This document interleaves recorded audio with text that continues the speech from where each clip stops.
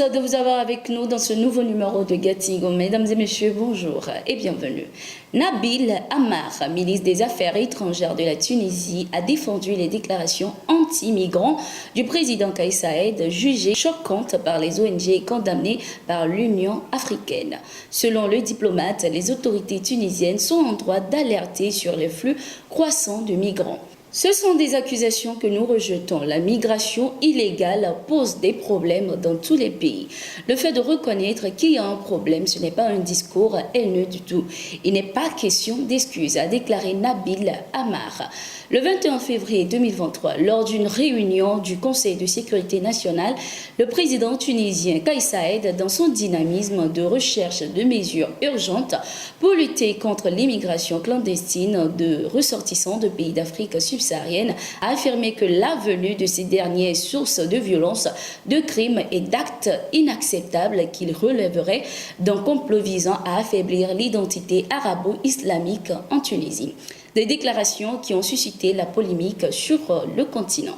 En Côte d'Ivoire, ils sont au total 28 militants du Parti des peuples africains Côte d'Ivoire PPACI, dont Damana Picasse, à être inculpé et déféré à la maison d'arrêt et de correction d'Abidjan ce 24 février 2023. Ces militants avaient répondu massivement à l'appel de Hubert Oulaye, président exécutif du PPACI, qui avait, au travers d'un communiqué, sonné la mobilisation générale de toutes les instances du parti pour témoigner leur soutien indéfectible au secrétaire général Damana Picasse, convoqué devant la cellule spéciale d'enquête et d'instruction du 10e cabinet.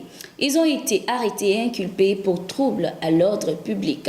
Le 24 février 2023, Damana Picasse, secrétaire général du Parti des peuples africains Côte d'Ivoire, a été convoqué par la juge d'instruction en charge du 10e cabinet dans l'affaire dite de l'attaque du 2e bataillon projetable situé dans la commune d'Abobo. Direction la Centrafrique, le gouvernement centrafricain a annoncé à travers un communiqué la présence d'un aéronef de type inconnu qui aurait survolé à basse altitude la base de l'armée nationale au nord de la République centrafricaine à la frontière avec le Tchad. Les moyens de contrôle de l'espace aérien des forces armées centrafricaines basées à Moyenne Sido ont repéré dans la soirée du 21 février 2023 un aéronef qui a survolé à vitesse réduite la position de ces éléments à une altitude d'environ 1000 mètres avec des balises rouges allumées, créant ainsi la panique au sein de la population civile et des organisations non gouvernementales de cette localité, pouvait-on lire dans le communiqué. Les autorités centrafricaines ont aussi par la même occasion interdit le survol des positions des forces de défense et de sécurité par des aéronefs non identifiés, y compris les avions légers et les drones de diverses classifications afin de ne pas être considérés comme une menace potentielle pour la population et les infrastructures. Pour le gouvernement centrafricain, le Tchad serait derrière cette nouvelle violation de leur espace aérien.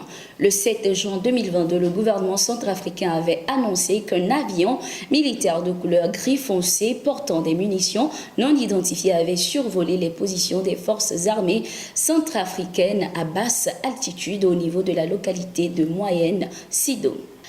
Toujours en République centrafricaine, plusieurs individus en possession de près de 300 millions de francs CFA ainsi que plusieurs lingots d'or ont été arrêtés par la police. Ces arrestations ont eu lieu dans la ville de Bangassou, située dans la province de Mbomou, à l'est du pays. Selon les autorités, les personnes interpellées sont soupçonnées d'être impliquées dans des activités criminelles, notamment le trafic d'or et de diamants. Les forces de l'ordre ont saisi l'argent et les lingots d'or, ainsi que plusieurs armes à feu. Une enquête a été ouverte pour savoir à quoi était destinée cette somme d'argent. Les autorités ont aussi salué cette opération qui s'inscrit dans le cadre des efforts pour lutter contre la criminalité organisée en République centrafricaine. Elles ont également appelé la population à collaborer avec les forces de l'ordre en signalant tout comportement suspect ou toute activité illégale dans leur communauté. Au Burkina Faso, 43 sites d'orpailleurs ont été fermés dans la région de la boucle de Moun. Ceci afin de faire face efficacement aux attaques terroristes qui sévissent dans la zone.